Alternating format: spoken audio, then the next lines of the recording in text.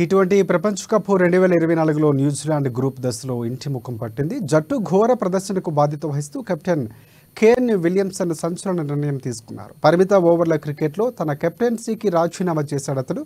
అంతేకాదు 2024-25 సీజన్కు సంబంధించిన సెంట్రల్ కాంట్రాక్టును కూడా తిరస్కరించాడు. ఈ విషయాన్ని న్యూజిలాండ్ క్రికెట్ బోర్డు తన అధికారిక వెబ్సైట్లో ఒక ప్రకటనలో పేర్కొంది. జాతీయ కాంట్రాక్టును తిరస్కరించినప్పటికీ ఆటగాడిగా జట్టును అందుబాటులో ఉంటారని కూడా తెలిపింది.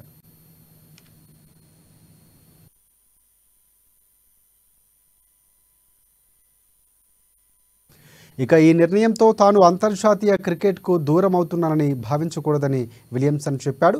భవిష్యత్తులో సెంట్రల్ కాంట్రాక్టును అంగీకరించడానికి సిద్ధంగా ఉన్నట్లు కూడా పేర్కొన్నారు.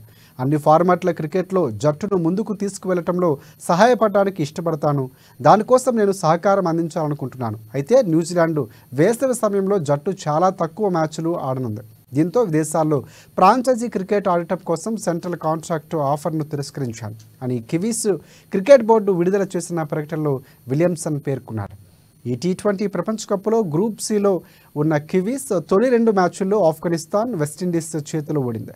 తర్వాత చిన్న జట్లైన ఉగాండా, పావునా న్యూగినీలపై నెగ్గింది. అయినప్పటికీ న్యూజిలాండ్ సూపర్ 8కు అర్హత సాధించలేకపోయింది.